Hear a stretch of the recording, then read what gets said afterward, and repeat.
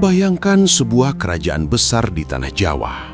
Bukan runtuh karena serangan musuh asing, tetapi dihancurkan oleh pengkhianatan dari dalam istananya sendiri.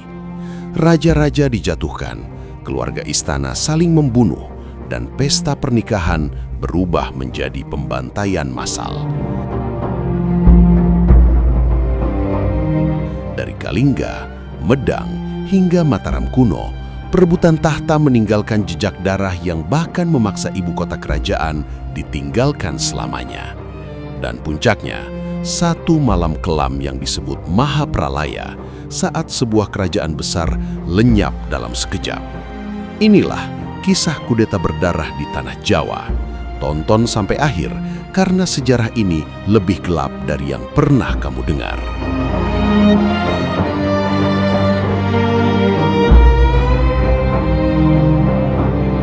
Sejarah konflik ini bermula jauh sebelum Medang dikenal luas. Di pesisir utara Jawa berdiri Kerajaan Kalingga, sebuah kerajaan tua yang makmur. Namun, stabilitas itu runtuh ketika Dewa Singha, penguasa Kalingga Selatan, harus menghadapi serangan dari seorang tokoh ambisius bernama Sanjaya. Serangan ini bukan sekadar perang biasa. Ia adalah perebutan kekuasaan langsung yang berujung pada penggulingan Dewa Singha. Kalingga Selatan runtuh. Dan dari puing-puing kekuasaan itulah Sanjaya mendirikan kerajaan baru. Sebuah kerajaan yang kelak dipenuhi darah dan pengkhianatan.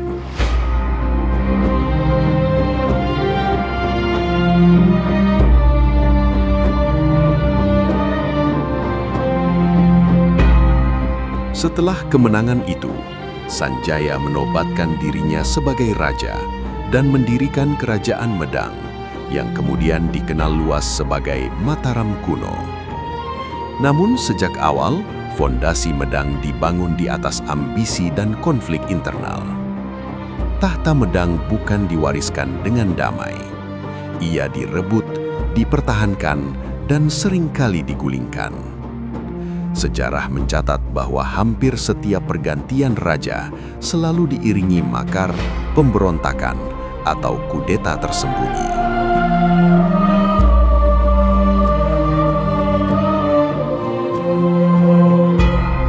Intrik kekuasaan Medang mencapai puncaknya ketika para pejabat tinggi istana, para rakai, saling berkhianat demi menjadi penguasa tertinggi. Rakai Panunggalan Dyah Daranindra melakukan aksi pemberontakan terhadap raja-raja Jawa.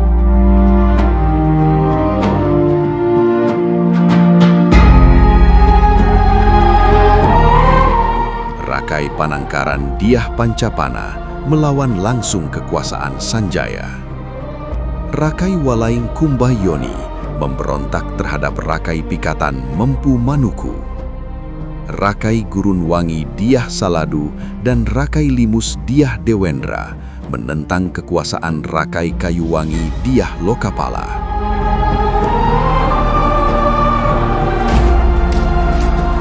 Puncaknya, Rakai Watukura Dyah Balitung melancarkan serangan balik terhadap Dyah Saladu dan Dyah Dewendra, menjadikan konflik internal Medang semakin brutal. Tak ada kesetiaan abadi di istana. Yang ada hanyalah siapa paling kuat, dia yang berkuasa.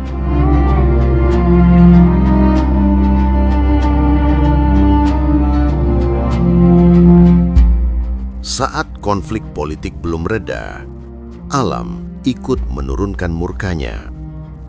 Pada tahun 928 Masehi, Gunung Merapi meletus dengan dahsyat.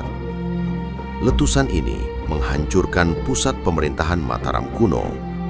Raja Dyah Wawa diduga tewas dalam bencana ini. Kerajaan lumpuh, rakyat tercerai-berai, dan pusat kekuasaan Jawa Tengah tak lagi layak dihuni. Di tengah kekacauan, muncul seorang tokoh penting, Empu Sindok.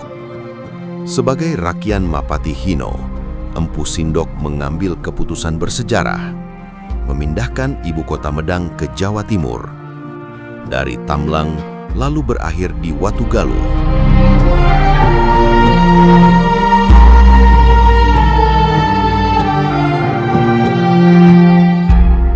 Tahun 929 Masehi, Empu Sindok menobatkan dirinya sebagai Raja Medang. Apakah masa pemerintahannya damai? Tidak ada catatan jelas tentang makar besar, meski Prasasti Waharu 931 menyebut adanya serangan musuh negara. Namun, siapa musuh itu? Pemberontak internal atau kerajaan luar? Sejarah memilih diam.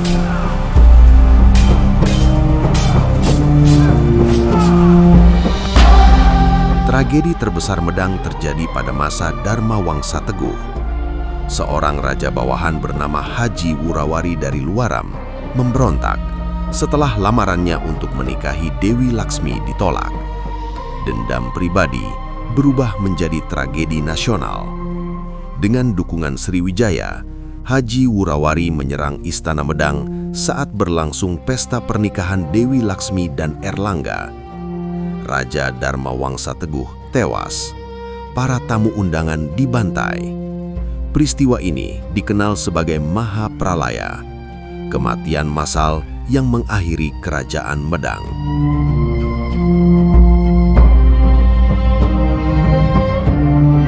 Dari kehancuran itu, satu sosok selamat, Erlangga. Ia bangkit dari pelarian, menyatukan kembali wilayah Jawa yang tercerai.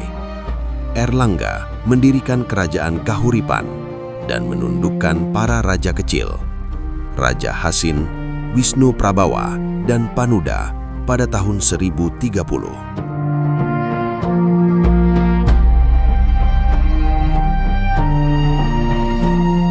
Dari darah dan pengkhianatan, lahirlah tatanan baru di tanah Jawa.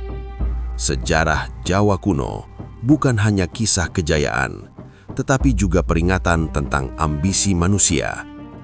Tahta yang diperebutkan dengan darah selalu berakhir dengan kehancuran. Namun dari kehancuran itu pula, lahir pemimpin-pemimpin besar yang membentuk sejarah Nusantara hingga hari ini.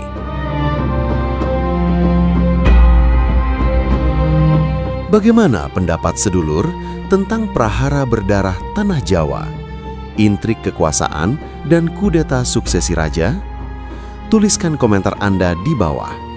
Jangan lupa like, share, dan subscribe untuk kisah sejarah Nusantara lainnya. Sampai jumpa di episode berikutnya.